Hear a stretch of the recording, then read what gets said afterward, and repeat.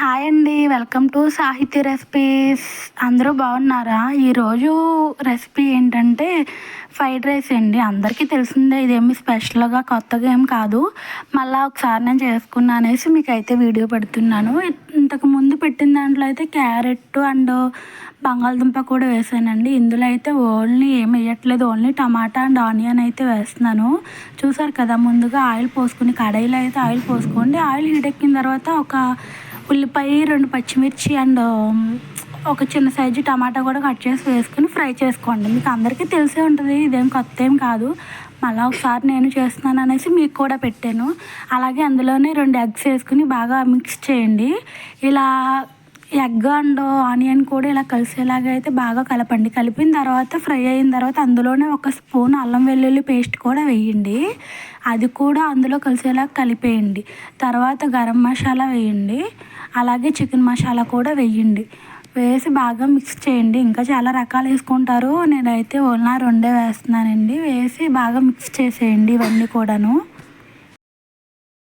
వేసిన తర్వాత ఇందులోనే కారం కూడా వేయండి. ఒక 2 స్పూన్లు కారం అండ్ 2 స్పూన్లు సాల్ట్ కూడా వేసుకోండి. సాల్ట్ అనేది మీ రుచికి తగ్గట్టు వేసుకోండి. చూసుకుని సరిపోకపోతే ఇంకా కొంచెం వేసుకోండి.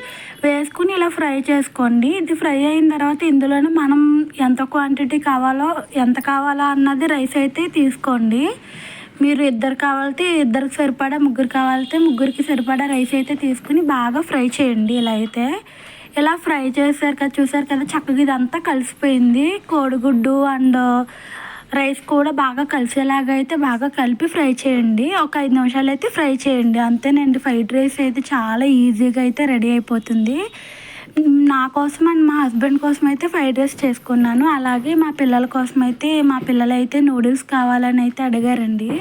సరేలా వాళ్ళు అడగడం మనం తేకపోవడం అనేసి వాళ్ళ డాడీ అయితే వాళ్ళిద్దరికీ నూడిల్స్ అయితే తీసుకొచ్చేసారండి. ఇంక వాళ్ళిద్దరికీ నూడిల్స్ అయితే సర్కో ప్లేట్లో అయితే వేసి ఇచ్చేస్తున్నాను. వాళ్ళేమో అది తింటారు, మేమేమో ఇది తింటాము. వీళ్ళు నేను ఇంకా వడ్డించకుండానే అందులోంచి తీసుకుని తినేస్తున్నారు. చూస్తున్నారు కదా, తీసుకుని తినేస్తున్నారు వాళ్ళే. ఇదండి ఈరోజు అయితే వీడియో. ఇలా వీళ్ళకైతే నూడిల్స్ ఇచ్చేసాను.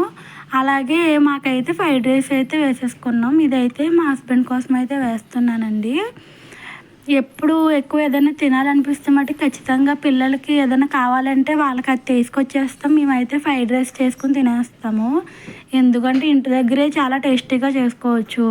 సింపుల్గా ఎక్కువ మసాలా వేయకుండా, ఘాటు లేకుండా ఆరోగ్యకరంగా ఇంటి దగ్గరే తినొచ్చు. పిల్లలకి అప్పుడప్పుడు పెడుతూ ఉండాలండి. వాళ్ళు అడిగినప్పుడు అప్పుడప్పుడు ఇస్తూ ఉండాలి. డైలీ పెట్టమని నేను చెప్పట్లేదు, కానీ ఇలా అప్పుడప్పుడు వాళ్ళు కావాలన్నప్పుడు తేవచ్చండి, తప్పేం లేదు.